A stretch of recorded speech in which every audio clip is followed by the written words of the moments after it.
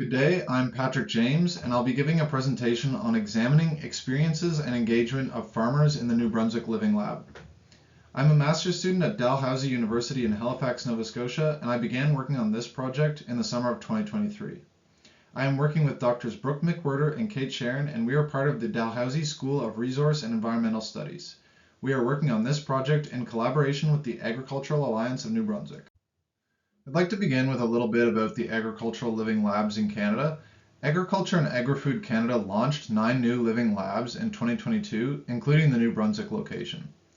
These labs bring farmers, scientists, and key stakeholders together to work on co-developed innovative solutions to improve agricultural performance and reduce the environmental impacts of farming. Shared values are integral to the success of living labs as they aim to co-create shared values in their local contexts. The development of living labs was centered around on-farm experimentation principles of engagement and inclusion that aim to challenge traditional farmer-scientist relationships. However, the extent that these relationships are modified and farmers are included within the process is understudied. Farmer motivations and engagement are central to on-farm experimentation and living lab processes.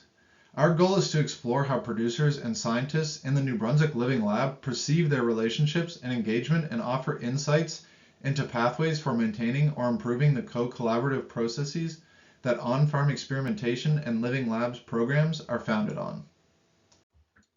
Living labs are meant to be farmer-centric, and as such, we have tried to ensure that our methods and approaches align with this. Throughout the summer of 2022, we conducted on-site farm visits and in-person interviews with participating farmers across the province to collect our data. By working with farmers, collaborative governance can be achieved, which allows change and input to be led at the farmer level. For our data collection, we conducted semi-structured interviews, which allowed us to better understand farmer perceptions of tested practices and their applicability within their region, their roles and involvement in decision-making within the program, how communication between farmers occurs, as well as their expectations and perceptions of engagement in living lab experimentation, data collection, and development. We conducted our data collection this past summer, and analysis has been ongoing during the fall of 2023. Our results are generated through abductive thematic analysis. These results contribute to the understanding of social dimensions and identify social indicators which can be used in current and future living lab programs. They also capture the social impacts of living labs, making them as explicit as economic or ecological impacts. Our preliminary results, looking at motivations for engagement, suggest that farmers want to improve the industry, lead change at the farmer level, and work collaboratively as an industry along with policymakers to facilitate this. They also demonstrate the importance of farmers within the food system and stewardship of our land for future generations, and highlights farmer values. Our research highlights the importance of continuously engaging with farmers and to understand their interest in on-farm experimentation and living lab engagement, and to ensure that their values are included in the program objectives.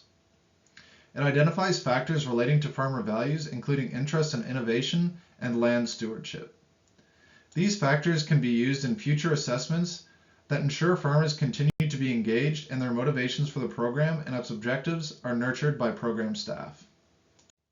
Thank you for your attention, and thank you to Cedric McLeod and McLeod Agronomics and the Social Science and Humanities Research Council for their contributions and continuous support to our work.